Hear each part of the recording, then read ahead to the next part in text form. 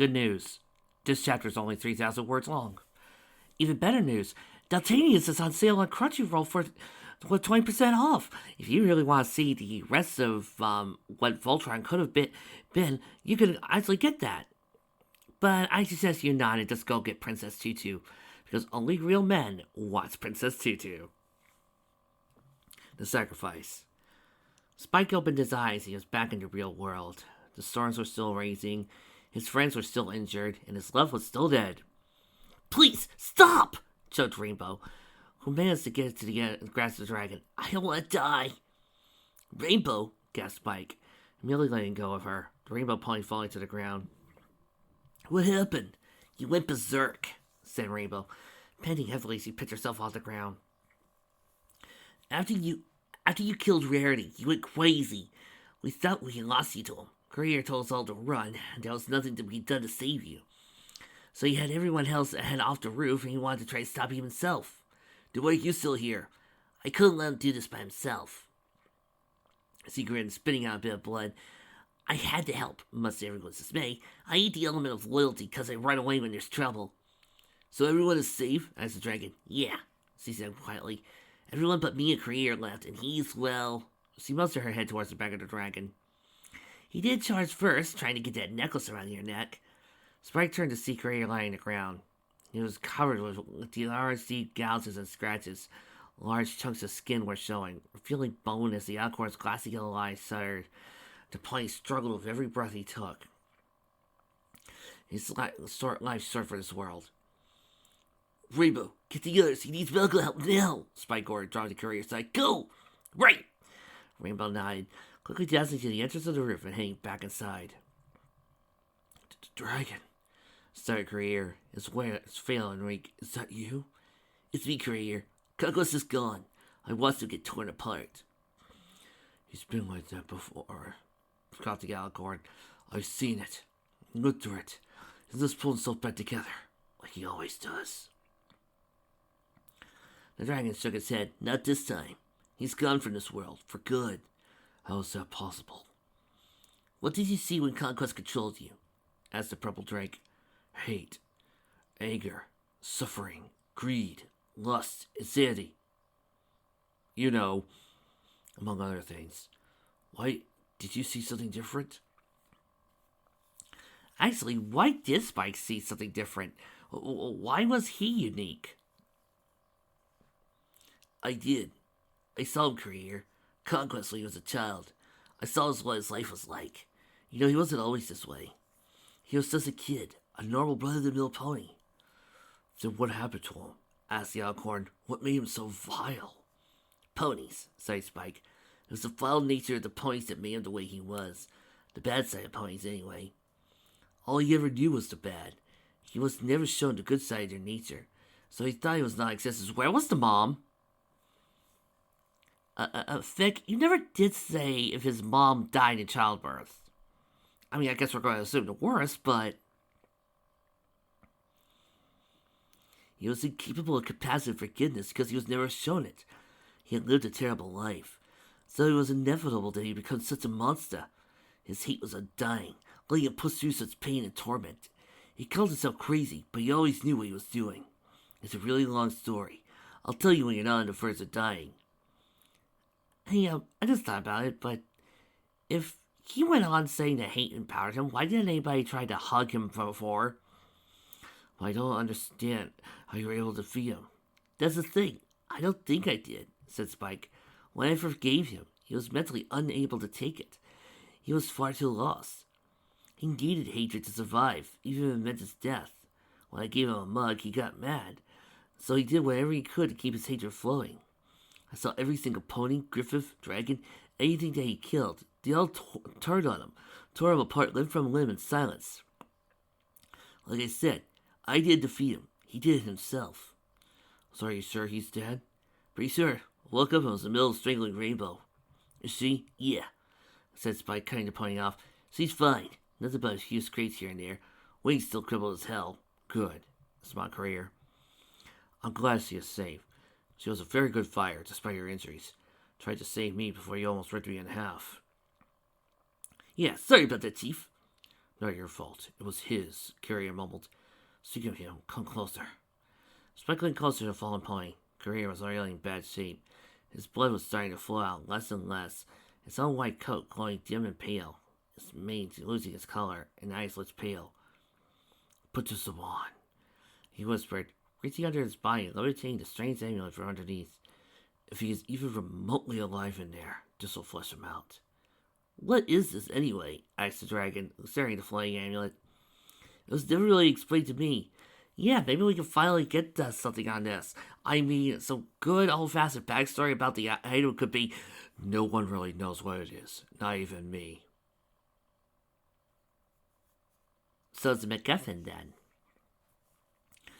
Here, let me translate that for you. I have no idea what it is. The writer didn't even bother to give it an origin story. He was too busy insulting the main six. So here's what he can do. It's the classic. Let me guess. Only those who have pure heart, only those who have pure heart. And those who are evil, burn at the touch of it. It's a sealed. It'll never take a life, never take a life. So wear it, to see if any evil still lingers in your body. Okay, said Spike, grabbing the golden chain on the necklace. Almost at the touch of the metal, the heart-shaped jewel illuminated with a bright and powerful white light. The dragon felt pain in his stomach, burning with the passing of 1,000 fires. He felt the pain crawl up his throat and followed out a river of black sludge. There was lumps in his throat that pressed past the lips of his mouth as a blob of black fell to the ground. Just as I feared, sighed Courier, painfully got up from the ground, wobbling as he leaned on the dragon. He still lives. What? You know, when I had it happen to him, I took him out in a logical manner. Gasped Spike, looking down at the pile of dark liquid he barked up. Lying in the pool of filth was a small dark cult curled up in the ball, slowly whimpering and giggling to himself in late ramblings. But I thought, like you said, his mind was incapable of such forgiveness, but his body still remains. Said Courier, limping up to the cult. You've done me a great service. You managed to shatter the mind of a mad stallion. But he's still alive. This is ridiculous. I agree. He may be alive, but he is a shell of his former self. His magic and strength are gone, but he says he's slowly rebuilding it. If you are to end this, it must be done now. And how do we do that? Asked Spike. We tried everything. What does darkness fear the most? I don't know. White Alcorn looked up to the sky. I think it's time to end the madness, he said.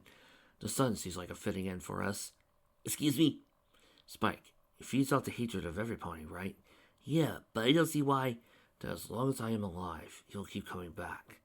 I've seen everything he has done, every life he has taken, and I was the puppet he was used to do it with.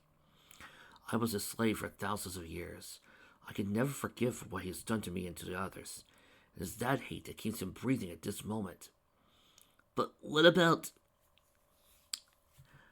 Okay, Vic, here are a couple of ways that Courier can take out Conquest as he is right now without having to worry about a dang thing. Number one, since apparently the elements can just be given out willy-nilly without, anybody proving to themselves, as this Vic has shown multiple times, that apparently you don't need to go on a character-affirming, trial-by-fire, life-affirming, character-building trial that shows that you are worthy of grabbing such an element by showing how pure you are of that element, and so how you represent it to its fullest. Just find a nearby generous mare, because apparently according to this fig, that's all you need to be, and give it to her, and use the elements. Number two, get Cadence. Have her take the cult in, and keep him within the Crystal Empire, and feed him nothing but love and magic. 3, use the elements. 4, put his spirit into Pinkie Pie. Somehow he was incapable of hatred. 5, use the elements. 6, have Fluttershy take care of him, and base it off of almost every single Discord story in existence. 7, Use the elements. 8. Why are you even paying attention to some of the other options? Let's use the freaking elements already.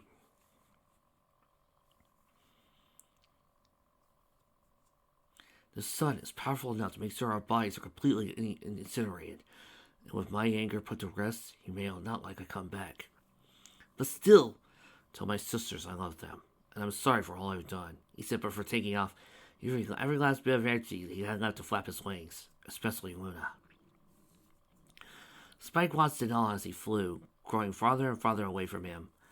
A part of him wanted to go after Courier, to drag him down and try to talk some sense into him, but he knew he couldn't. Conquest was too dangerous to be kept alive, and he and Courier knew this more than anyone. This was a mercy for both of the Alicorns, and Courier was probably too proud to admit it. This was just as much for him as it was for Conquest. He wanted to die as Courier, the free and righteous pony that had defended Equestria, defeated evil, and apparently kept dragons oppressed. I don't think he was that nice, and won back the ponies' freedom from a crueler dragon race. No, that's not the way you established it earlier, Fick. You made it sound like the ponies were the aggressors. Actually, why did this whole war get started? Why was all these battles? Or you're just not going to explain it and just expect us to go, yes. Be at peace, both of you, said Spike, as he watched the majestic white Alicorn charge straight into the sun. There was a fiery flash of light. Courier and Conquest were engulfed in flames. Spike had to avert his eyes to prevent him from going blind. When he looked up back to the sky, they were both gone, disintegrated from this plane of existence. It took over 5,000 years, countless innocents, 2 wars, and the kindness of a dragon, and the sacrifice of a noble Alicorn. But it was finally over. Conquest was finally gone forever.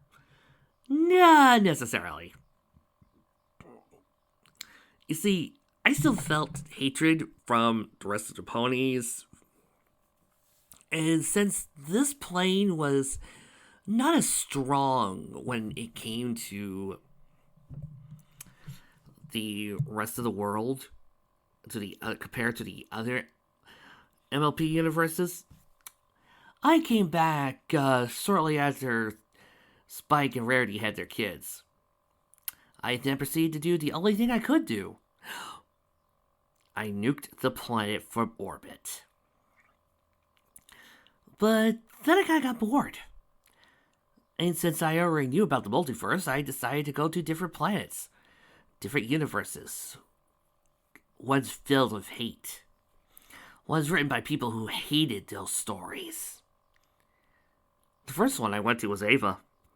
I found a really good Ava hate fic. Then I moved on from there. Found a couple of good Sailor Moon hate fics. Those were delicious. And I kept moving on. New planets, new worlds, continuing to feed off of hatred. Sadly, I also was able to win those planets and destroy them. Pretty soon along my travels, I soon met up with my buddy Necromancer. Oh, we had fun. You see, he came to one of the worlds I destroyed because, you know all those fics you've seen abandoned and gone? Every time you see a fanfic that's incomplete and never been updated, he's been there.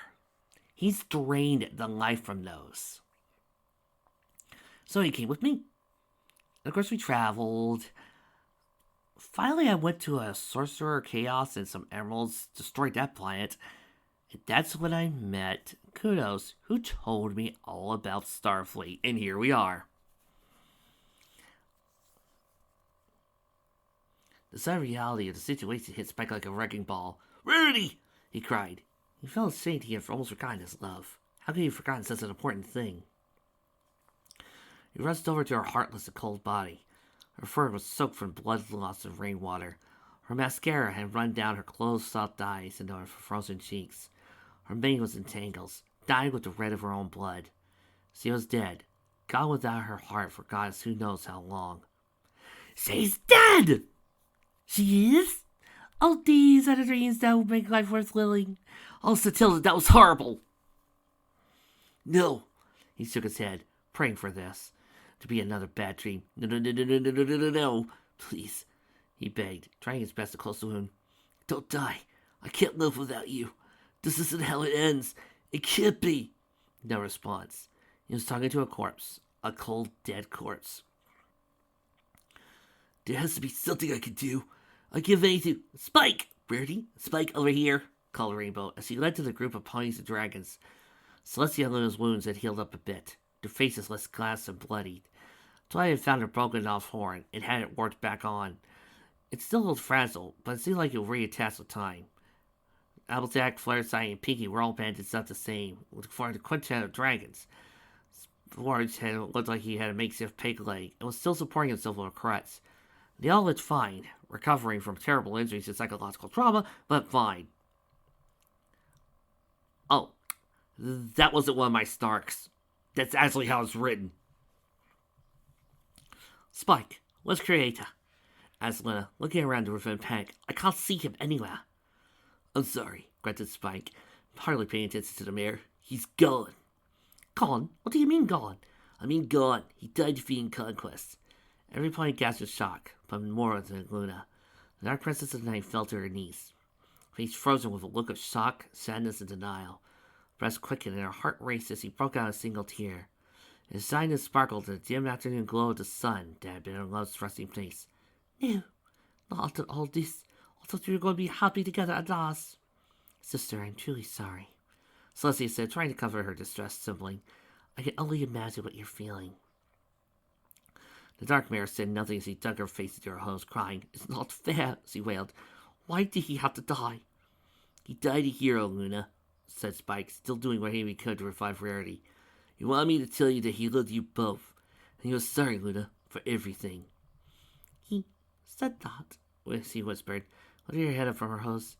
He said that he loved me. With all his heart. Heart! No. You're not even Mati. What are you doing here, you Mati imitator? Oh, well, I just thought... No. Go away. Oh, you're not going to have an arc where you suddenly find out you like me? No, I don't like you, and I don't see why you dying is going to make me feel better.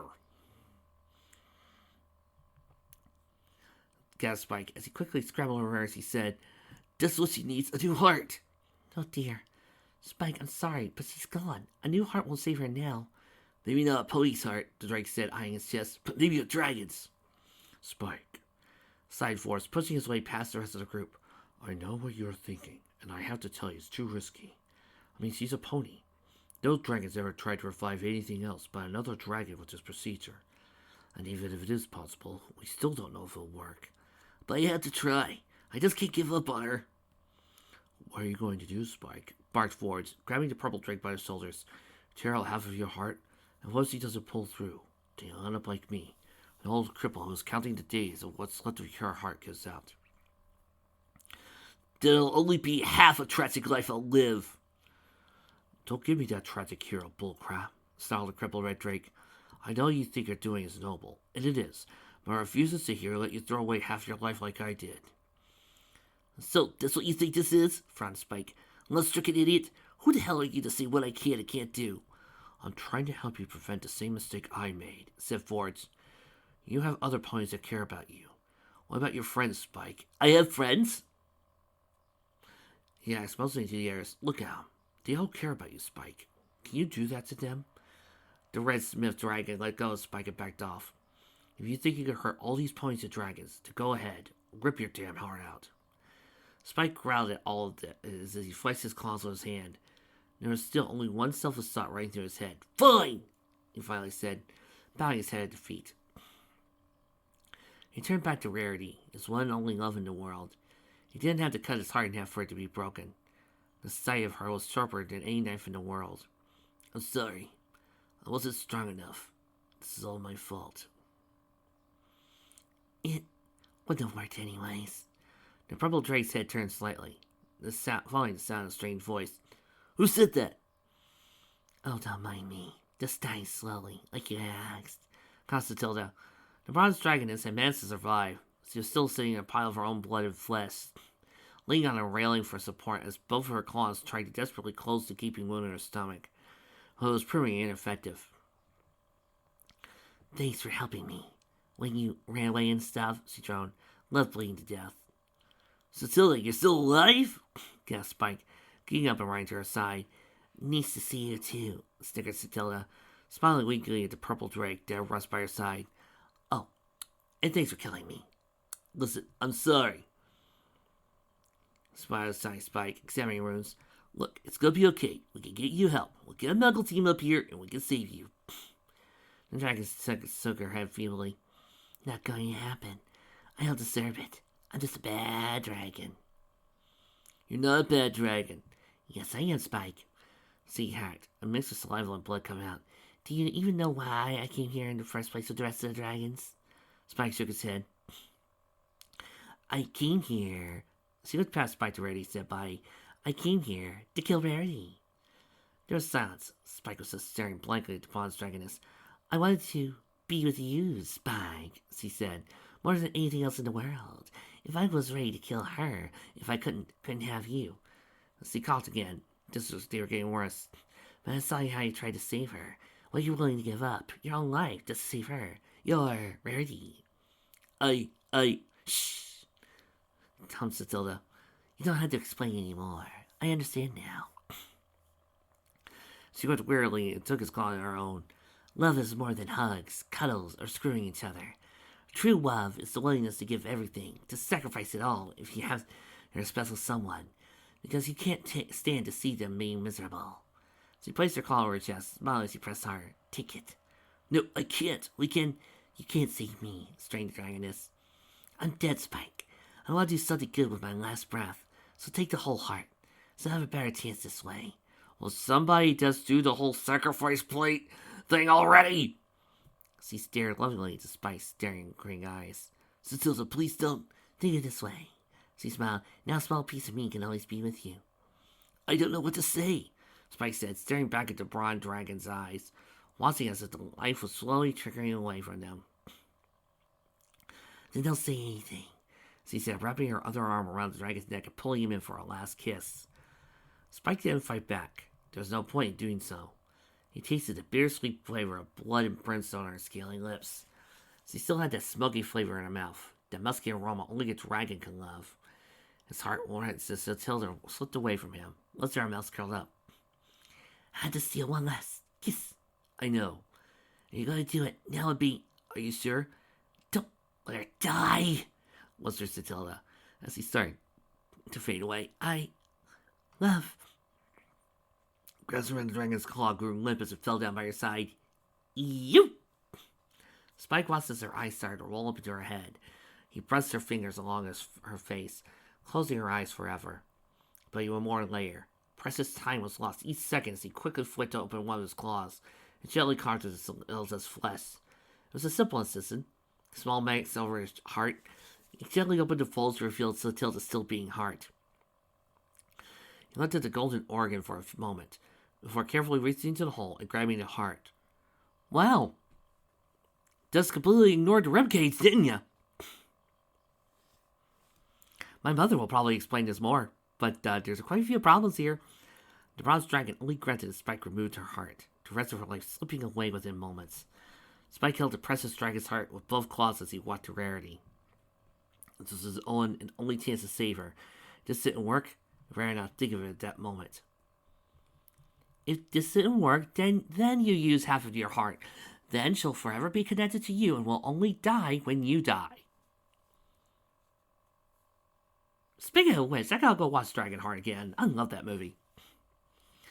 Every time he watched with sympathy, Spike made the slow walk to the dead mare. The storm outside started to calm down, as with the rest of the world, as Conquest's influence faded. But the remarks he made would never be forgotten.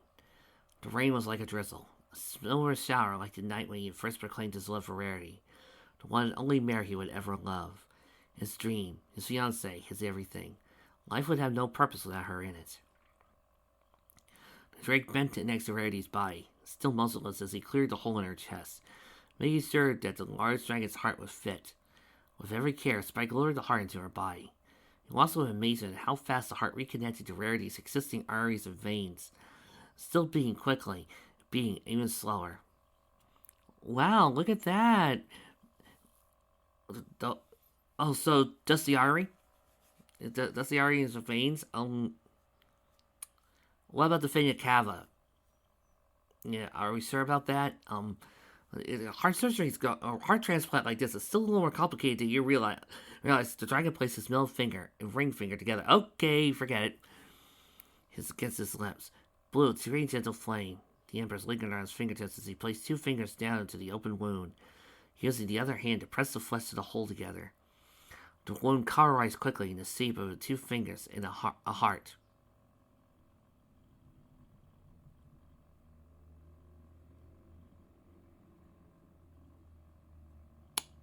My soul just died. Then he waited. He still waited. So am I, still waiting for this world to stop hating. Can't find a good reason to stop believing. Take it by hand.